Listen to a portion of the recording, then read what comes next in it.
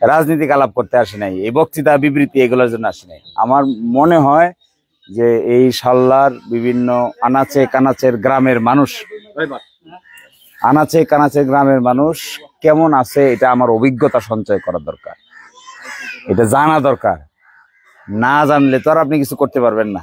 কোনো কিছু করার পূর্ব শর্ত হইলো এই জিনিস সম্পর্কে জানা থাকতে হবে, আর নাহলে তো উল্টাপাল্টা কাম হবে। তো এইটার জন্য এই ঘুরে ঘুরে ঘুরে ঘুরে একটা ধারণা নেওয়ার চেষ্টা করতেছি আমি, যে আসলে আমাদের অঞ্চলের জনগোষ্ঠীর মূল সমস্যাগুলা কি। এই সমস্যা এক এক জায়গায় এক এক রকম। আপনারা যেমন এখানে এটা বলতেছেন চোরের সমস্যা, এটা কিন্তু অন্য জায়গায় গেলে এভাবে বলে না। অন্য জায়গায় সমস্যার ধরেন আরেকটা বলে, ভিন্ন বলে। কেউ বলে রাস্তাঘাটের কথা, কেউ বলে মন্দিরের কথা, কেউ বলে মসজিদের কথা, কেউ বলে হইলো এই শিক্ষার কথা, স্কুল ভেঙে যেতেছে, স্কুল একটা এরকম ঠেং হয়ে আছে, স্কুলে উঠার কোনো জায়গা নাই, ব্যবস্থা নাই। এগুলো বিভিন্ন জায়গায় বিভিন্ন সমস্যা। তো আপনাদের এখানে নিশ্চয়ই ওই জাতের সমস্যাও আছে, কিন্তু এই যে চোরের উপদ্রব, এটা তো সাংঘাতিক ব্যাপার। একটা জমির, একটা গরিব মানুষের জীবনের একটা নৌকাই বিরাট ব্যাপার। পুরা 4 মাস 6 মাস নৌকা ছাড়া চলবে কি করে, খাইবো কি, মাছ মারবো কই থেকে, বিক্রি করবো কই, টাকা পাইবো কই? এটা তো তার জীবনে একটা নৌকা মানে জীবন আর কি। আর হাল চাষ করা, ধান, গরু টরু, এগুলো আসলে অনেক গুরুত্বপূর্ণ। আমাদের কাছে হয়তো 10 লাখ টাকার যা মূল্য নাই, তার কাছে এরকম একটা গরুর মূল্য অনেক বেশি। একটা গরু নিয়ে গেলেই শেষ, কৃষি শেষ, গৃহস্থী কাজ শেষ। তো এই কারণে আমি এটা ঘুরে ঘুরে বোঝার চেষ্টা করতেছি যে আসলে আমাদের মানুষের দুঃখ দুর্দশার ধরনগুলা কেমন, আর এর মধ্যে কতটুকু আমরা দূর করতে পারি। সব তো একবারে দূর করা যায় না, কোনো মানুষই পারে না সব দূর করতে। বলাটাও মিছা কথা। যারা এই সমস্ত মিছা কথা বলবে, এদের দায় দায়িত্ব তাদের। তো এই মিছা কথা বলাও আমাদের কাজ না। কিন্তু আমাদের যেহেতু কিছুটা সামর্থ্য আছে, কিছুটা ইনফ্লুয়েন্স করতে পারি, প্রভাব খাটানো যায়, কিছু ফোন করা যায়, কিছু মানুষকে অনুরোধ করা যায়, কিছু মানুষকে নির্দেশ দেওয়া যায়। এই ক্ষেত্রে কি করব, কার জন্য কি করার আছে, এটা বোঝার জন্য এই ঘোরাগাড়ি। তো এই বোঝার জন্য আপনাদের এখানে ঘুরে ঘুরে যেটা বোঝা যাচ্ছে যে চোরের উপদ্রবটারে আপনারা সাংঘাতিক ভাবে নেন, বাজে ভাবে নেন, এটাকে অনেক থ্রেট মনে করেন। তো এইটা আমি আজকেই আলাপ করব। ওসি বলি, ওসির পাওয়ার এগুলো হবে না। ওসি তো বেচারা ছোটখাটো চাকরি করে, এ কি করবে? এটা আরো বৃহত্তর পার্সপেক্টিভে দেখতে, বড় করে এই সমস্যা। আপনি উঠে নামেন কেন, বসেন, নাহলে চলে যান। এই ওটার নাম, এই সমস্যাটা আমার ধারণা এই একেবারে এই বেল্টে পড়াটা, এখান থেকে শুরু করে সাতপাড়া পর্যন্ত মনে হয় সকলেরই কম বেশি এই ধরনের সমস্যা। আমি একটা টের পাইছিলাম ধান কাটার সময়। ধান কাটার সময় আমার বললো যে কে কার জমি নাকি কাটে নিয়ে যাবে। আমি এসপিরে কল দিলাম যে ওসি আমাকে বলতেছে যে এখানে পর্যাপ্ত পরিমাণ ফোর্স নাই। তখন এসপি সে কথা হইলো, তারা বললো তারা 2টা মানে ফোর্স পাঠাইতেছে, 2 টিম ফোর্স পাঠাইতেছে জেলা থেকে। আমি জানি না পরবর্তীতে পাঠাইছে কিনা। 2 টিম ফোর্স পাঠাইছে, বিশেষ করে নারকিলা, না নারকিলা ওইদিকে ফোর্স পাঠাইছে, কিছুটা হয়তো রক্ষা হয়েছে। এই বিবেচনায় আমাদের এই সমস্যাটা জটিল। এই সমস্যা আমি ইনশাল্লাহ ভেবে দেখবো, সবার সঙ্গে আলাপ করে দেখবো। এগুলা তো জবরদস্তি করে হবে না, টেকনিক্যাল সিস্টেম বাইর করতে হবে। অ্যাডমিনিস্ট্রেশনের সাথে কথা বলে, প্রশাসনের সাথে কথা বলে সিস্টেম বাইর করতে হবে, যেন একজন লোকের এই ক্ষতিটা করতে না পারে, আর করলেও যেন তাড়াতাড়ি ধরা পড়ে, প্রশাসনের সিস্টেমই ধরা পড়ে। এটা আমি আলাপ করে দেখব। আর আরেকটা জিনিস এখানে বলার বিষয়, আপনাদের সঙ্গে আমাদের একটা গভীর যোগাযোগ গড়ে ওঠাও দরকার। গভীর যোগাযোগ ছাড়া সমস্যা সম্পর্কে জানাও যায় না, উপকার করতে চাইলেও রাস্তা খুঁজে পাওয়া যায় না। আমি যে আপনাদের উপকার করব, এই উপকার করার জন্য তো আমার একটা রোড লাগবে, তো এটা জানা থাকতে হবে তো যে এখানে এটা হচ্ছে, এই কাজটা করলে এই উপকারটা হবে। এই জানাজানির একটা পরিবেশ তৈরি করেন, আলাপ আলোচনা, চলাফেরা, উঠা বসা, এরকম একটা পরিবেশ তৈরি করেন যেন ইনস্ট্যান্ট জানা যায়, করা যায়, সাহায্য করা যায়। আমিও যেন আপনার সাহায্য চাইতে পারি, আপনিও আমার সাহায্য চাইতে পারেন।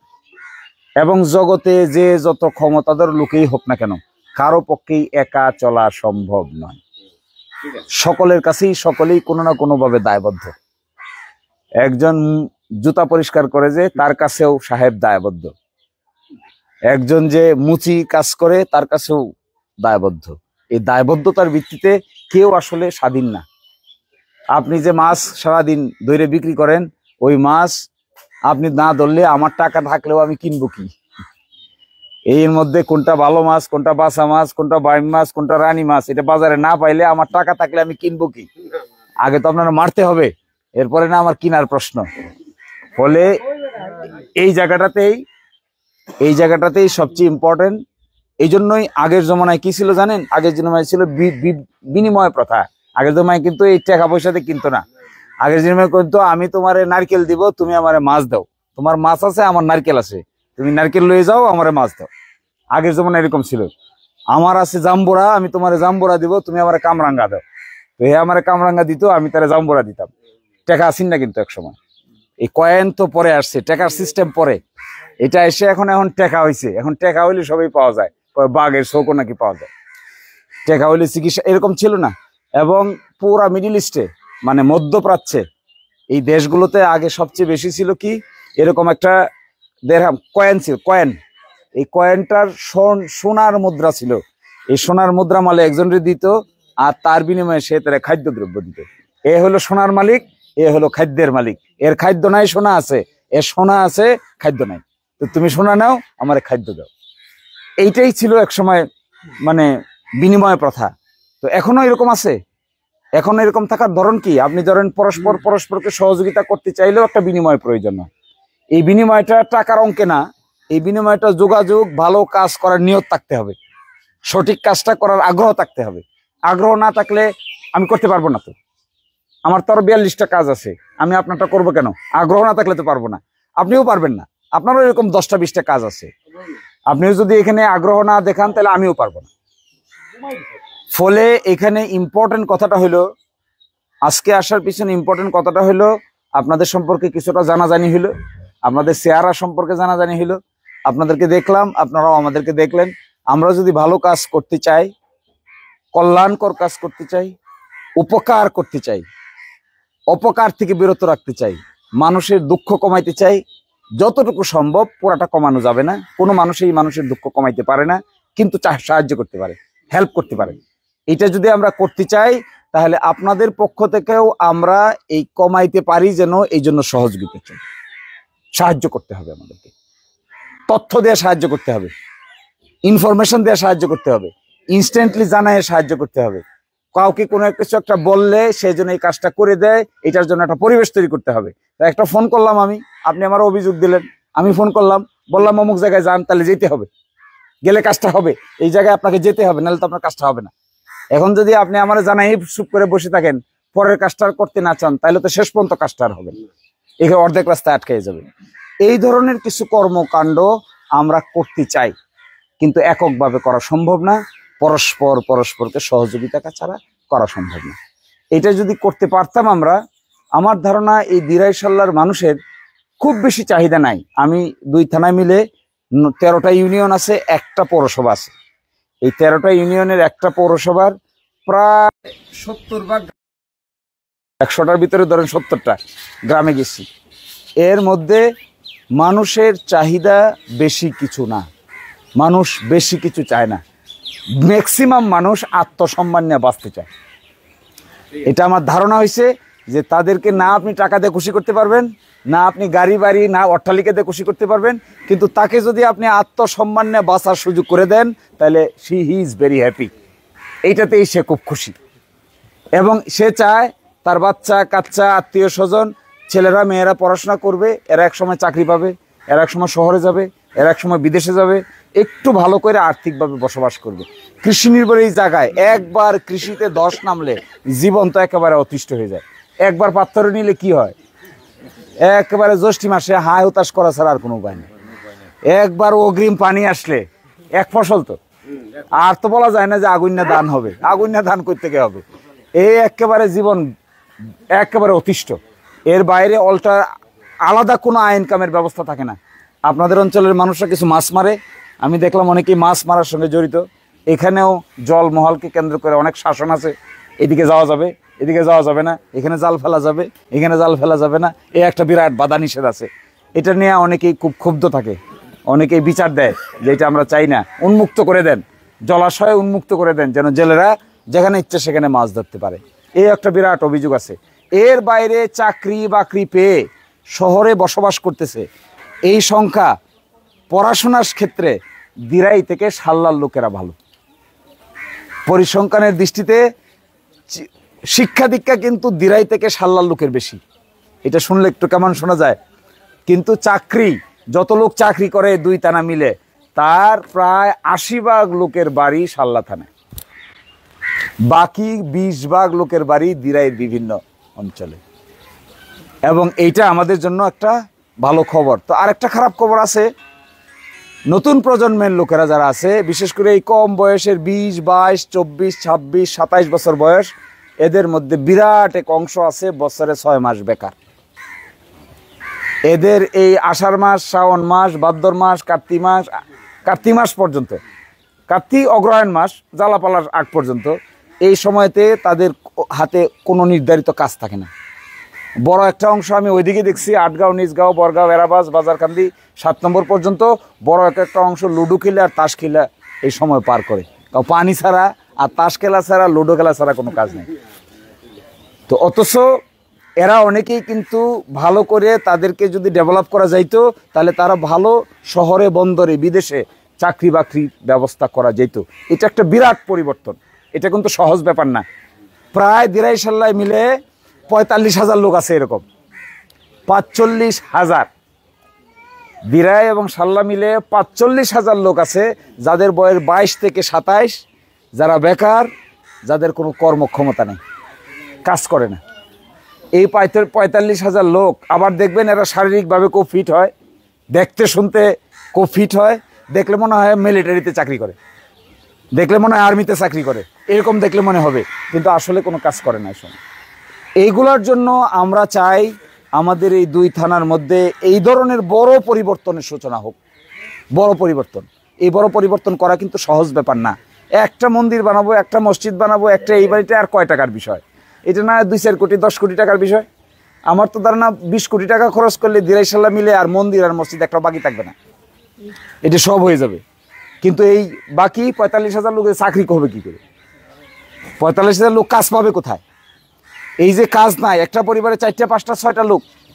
গেছিলাম আমরা গাজীপুর গিয়া দেখি দিরাইয়ের লোক, সাল্লার লোক, সামারসর, কার্তিকপুর, ধনপুর, তারপরে উজানগাঁও, দৌলতপুর, ওইদিকে আছে হলো ধনপুর, নাচনি, চণ্ডীপুর, এই সমস্ত লোক হাজার হাজার নারী পুরুষ সহ এরা সব গেছে 3 জায়গায়, ঢাকার সাইনবোর্ড, নারায়ণগঞ্জ, আর গেছে হলো গাজীপুরে এক জায়গায় আমি গিয়া দাঁড়াইলাম, আগে থেকে একটা মিটিং। একজনে বলে আমার বাড়ি এই জায়গায়, আরেকজনে বলে মানে মহিলারা কান্দে, মহিলাদের বাড়ি এই জায়গায়, বাচ্চা কোলে, এক বাড়িতে 3 জন চাকরি করে, 2 জন বসে খায়। এরা আবার একটু আর্থিকভাবে কিছুটা ভালো হয়েছে, ওখানে গিয়ে ভালো হয়েছে। কেউ দেখলাম বাড়িতে এসে এবার পাকা ঘরও বানছে, যারা নাকি 4 জন 5 জন চাকরি করে। একজনের চাকরি দেওয়া সংসার চলে না, 2 জনের চাকরি দেওয়া সংসার চলে, বাকি 2 জনেরটা জমাইতে পারে। এখন আমি যে কথা আপনাদেরকে বলতে আসছি, আমি বলতে আসছি এই 5 লক্ষ লোক, দিরাই সাল্লা মিলে 5 লক্ষ লোকের বসবাস, নারী পুরুষ, হিন্দু মুসলমান, ধনী গরিব, ছোট বাটি সব মিলে 5 লাখ লোক। এই 5 লাখ লোকের মধ্যে একেবারে একজন প্রতিবন্ধী থেকে শুরু করে 115 বছর বয়সের একজনের সাথে কালকে দেখা করে আসি। 115 বছর, উনি দিরাই স্কুলের একটা মাস্টার ছিল। উনি 1970 সালে না 1976 সালে মাস্টার হিসেবে রিটায়ার করছে, এখনো বাচ্চা আছে। এটা বোঝেন এবার, 1976 সালে প্রাইমারি স্কুলের মাস্টার হিসেবে রিটায়ার্ড হয়েছে, চাকরি শেষ, এখনো পর্যন্ত উনি বাইসে আসে, রীতিমতো হাঁটে। তো এই লোক আমার ধারণা দিরাই সাল্লার সবচাইতে বয়স্ক লোক হবে, এত বেশি বয়স্ক আর কোনো লোক দেখি নাই। 115 বছর, একেবারে লেখা কুষ্টি আছে না আপনাদের, কুষ্টি, এরকম কুষ্টি করে একেবারে লেখা খোদাই করে ওনার জন্ম তারিখ কবে, তো এখানে ভুলটুল হওয়ার সম্ভাবনা নাই। এইরকম লোক থেকে শুরু করে একেবারে জন্ম শিশু পর্যন্ত প্রায় 5 লক্ষ লোক আছে। এই 5 লক্ষ লোককে যদি জীবন মানের পরিবর্তন করতে হয়, তাদের খাদ্য, তাদের বস্ত্র, তাদের বাসস্থান, তাদের চিকিৎসা, তাদের যাতায়াত, তাদের ছেলে মেয়েদের চাকরি বাকরি, তাদের দেশে বিদেশে যাওয়া, তাদের পড়াশোনা, এসব যদি ব্যবস্থা করতে হয়, তাহলে এটা একটা বিরাট বড় পারিবারিক কর্মযজ্ঞের ব্যাপার। আপনি দেখবেন যে সমস্ত কিছু কিছু হিন্দু ফ্যামিলি এখনো আছে যারা জয়েন্ট ফ্যামিলি, যৌথ পরিবার, এখনো পর্যন্ত আমি এই দিরাইশাল্লায় মিলে 5-7টা বড় বড় পরিবার পাইছি। এক একটা পরিবারে 23 জন, 24 জন, 28 জন করে যৌথ পরিবারের মেম্বার আছে, যারা দুই ভাইয়ের করে আরো 5 ছেলে মেয়ে বিয়ে শাদী করছে, তাদের করে আবার নাতি নাতনি, এরা সব এখানে এক পরিবারে থাকে। এরকম পরিবার আছে, দিরাই এবং সাল্লায় আছে, কিন্তু হাতে গোনা 2-4টা। আর যদি বৃহত্তর পরিবার চিন্তা করেন তাহলে এই পরিবার 5 লক্ষ লোক, এই পার ওই পার মিলে 5 লক্ষ লোক। এই 5 লক্ষ লোককে নিয়ে যদি পরিকল্পনা করতে হয়, তাদের জীবনের উন্নয়ন ঘটাইতে গেলে এরকম মুকু করে কাজ হবে না। এটা ম্যাসিভ বড় ধরনের পরিকল্পনা প্রয়োজন, বড় ধরনের কাজ। চাকরি একসাথে 10,000 লোকের চাকরির ব্যবস্থা করতে হবে। 1-2টা লোকের চাকরির ব্যবস্থা করলে কি হবে? কারে দিবেন, কারে না করবেন, কারে বলবেন তুই নে আর কারে বলবেন তুমি না করো। এ তো জব ক্রিয়েট করতে হবে। যদি এখানে ইন্ডাস্ট্রি নিয়ে আসা যেত, ম্যানুফ্যাকচারিং করা যেত। আমাকে তো এক সায়েন্টিস্ট বুদ্ধি দিছে ওই দিন, খুব মনোযোগ দিয়ে শুনলাম। এই যে পানিটা কিন্তু মিষ্টি, পানিটা লবণ আছে?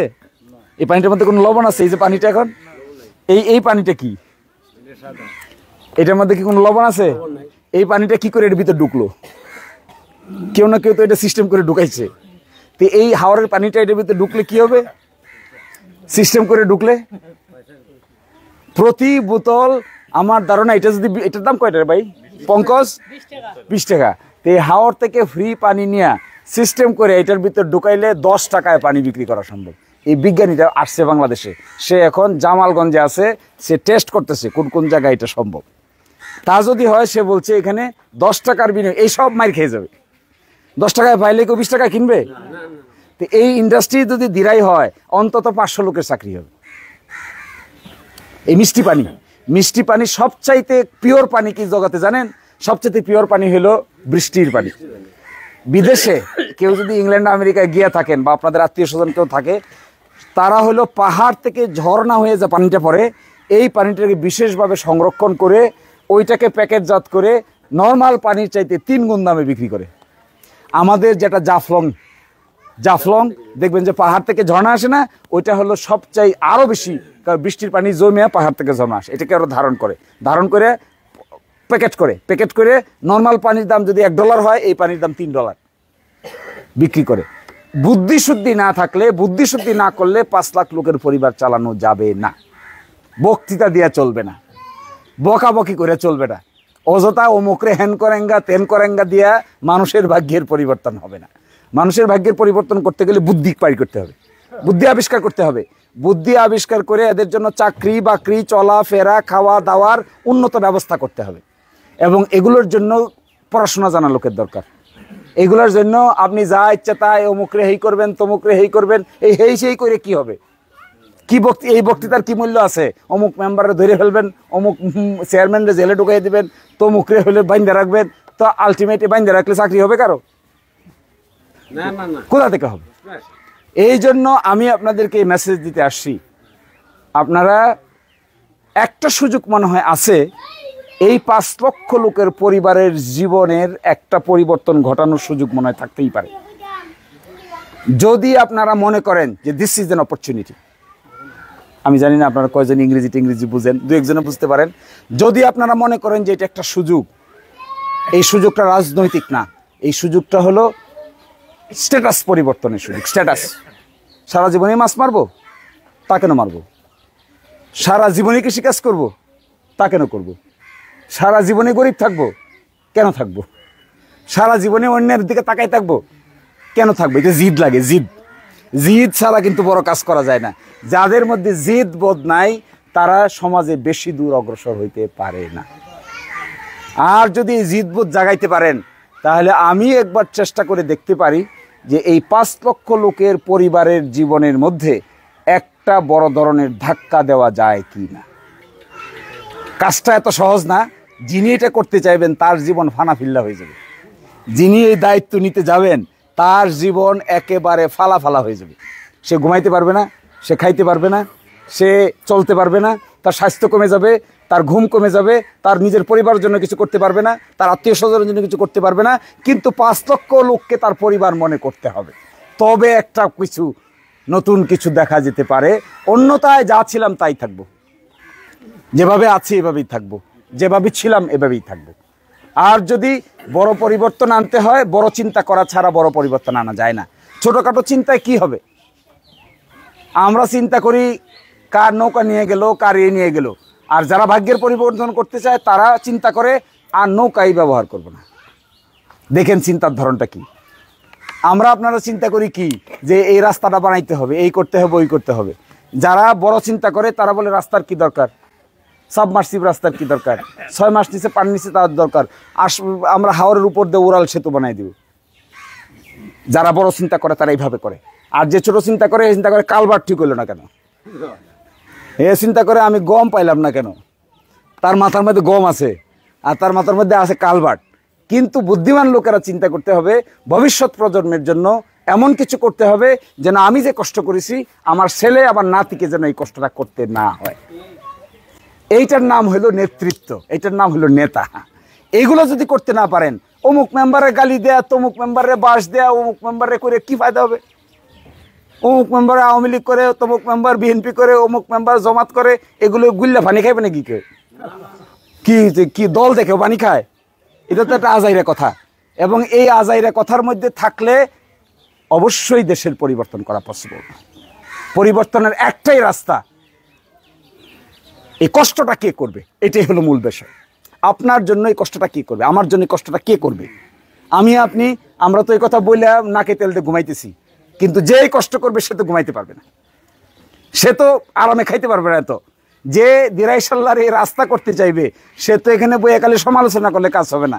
তার তো এই রাস্তা করার জন্য বরাদ্দকৃত টাকা কেন আসতেছে না, ওই জায়গায় না হাত দিতে হবে। আর না হলে রাস্তা হবে কোথা থেকে? এবং সেটা তো হাজার হাজার কোটি টাকার দরকার, 2-4 টাকার তো দরকার না, হাজার হাজার কোটি টাকা দরকার। আপনাদেরকে আর বিরক্ত করতে চাই না। আমি যে কথাটা বলার জন্য আসছি, আমি আপনাদেরকে চেনার সুযোগ হয়েছে, ফেসেসগুলো দেখার সুযোগ হয়েছে, এটা স্মৃতিতে থাকবে অনেক দিন। আর ছোটোখাটো সমস্যাগুলো আমি চেষ্টা করব প্রশাসনের সঙ্গে কথা বলার। আরও ছোট সমস্যাগুলো ব্যক্তিগতভাবে যা আমার দ্বারা possible, I will try to solve those problem, যেগুলো পার্সোনালি করতে পারি। আর যেটা এককভাবে করা পসিবল না, সেটার জন্য বৃহত্তর প্রেক্ষাপট তৈরি করতে হবে, অন্যথায় সেটাও পসিবল হবে না।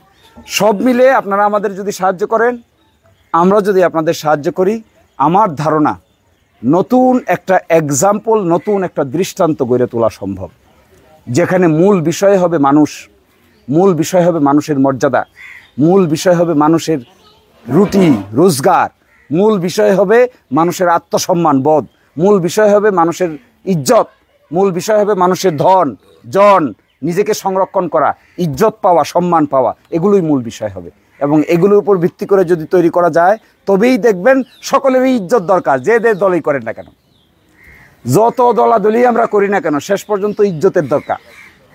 যত দলাদলি আমি করি না কেন, শেষ পর্যন্ত আমার আপনার সম্পত্তির নিরাপত্তা দরকার।